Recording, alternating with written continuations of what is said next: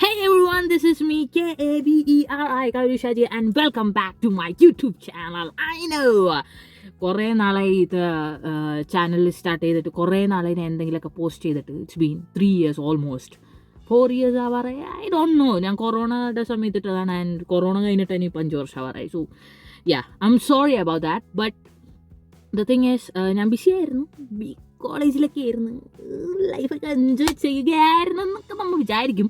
പക്ഷേ അല്ല, വനവാസമായിരുന്നു. 3 വർഷത്തെ കഠിന വനവാസത്തിന് ശേഷം ഐ ആം ബാക്ക്.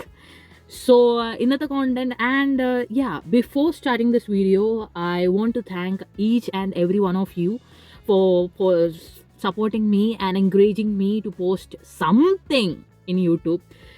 എവിടെ വെച്ച് ഞാൻ നിങ്ങൾ ഓരോരുത്തവരെ കണ്ടു കഴിഞ്ഞാൽ നിങ്ങളെപ്പോഴും എന്നോട് ഇങ്ങനെ പറഞ്ഞുകൊണ്ടിരിക്കും, എന്തെങ്കിലും ഇട്, കോണ്ടന്റ്. ഐ നോ എന്നെ കാണാതിരിക്കാൻ നിങ്ങൾക്ക് പറ്റില്ല. It's okay, fine.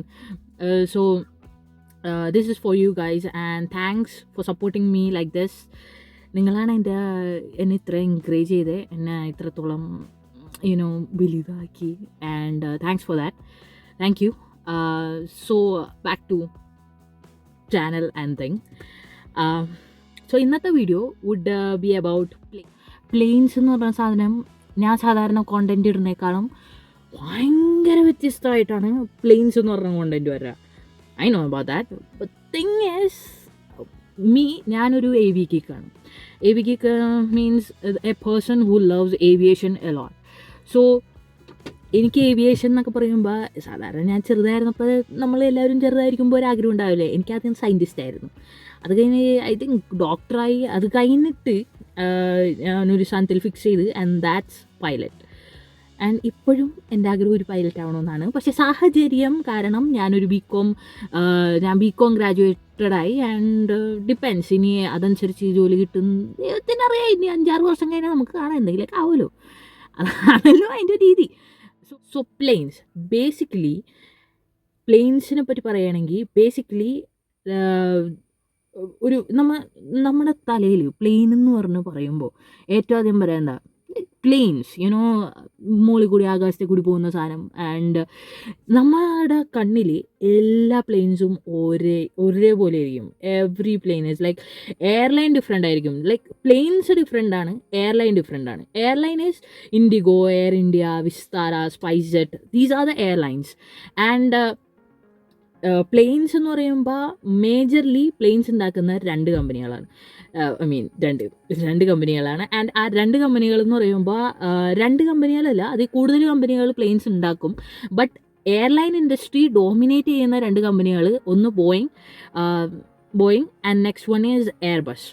So Boeing and Airbus, ഈ 2 കമ്പനികളാണ് ഏറ്റവും കൂടുതൽ airline industry in India and all over the world dominate ചെയ്യുന്നത് ഈ 2 കമ്പനികളാണ്. There are lot of the different companies name ഉണ്ട്, but I am focusing on Boeing and Airbus.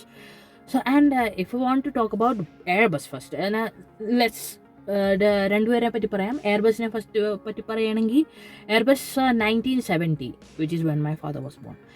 So 1917 Airbus start ചെയ്തത്, like as A company. അത് start ചെയ്തത് 1917 and അതിൻ്റെ head quarters കാര്യങ്ങളൊക്കെ വരുന്നത് യൂറോപ്യൻ നേഷൻസിലാണ്. അതിൻ്റെ main officers in France and legal officers in Netherlands.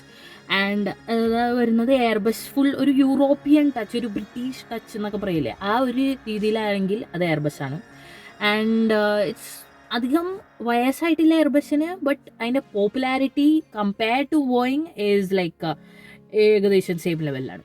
And Boeing at the same time is an American കമ്പനി. We know Americans, അവരെന്താ build ചെയ്യാത്തത്? They build everything, they know everything. So Boeings എന്ന് പറയുന്നത് ഒരു American കമ്പനിയാണ്. That was founded almost 100 years back.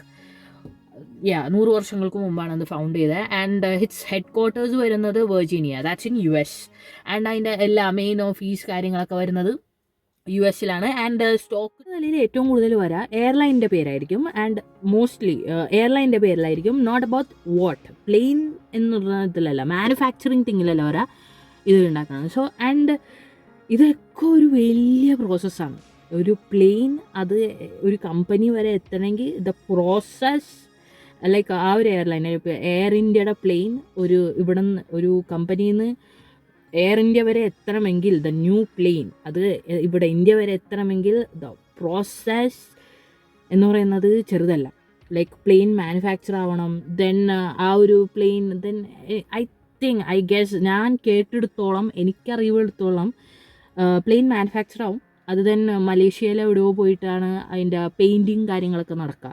Like ഓരോ എയർലൈനിനും ഓരോ ഡിസൈനല്ലേ. So അതിൻ്റെ ഡിസൈൻ നമ്മുടെ ഇവിടെ ഇല്ല, ഇന്ത്യയിലില്ല, അങ്ങനത്തെ രാജ്യങ്ങളിലല്ല. മലേഷ്യ, സിംഗപ്പൂർ അവിടെ അതിൻ്റെ പെയിൻറ്റിങ് കാര്യങ്ങളൊക്കെ നടത്തുക. I will explain you about everything else in the upcoming videos. ഞാൻ ഇതിനെ പറ്റിയൊക്കെ എക്സ്പ്ലെയിൻ ചെയ്യുന്നതായിരിക്കും. And then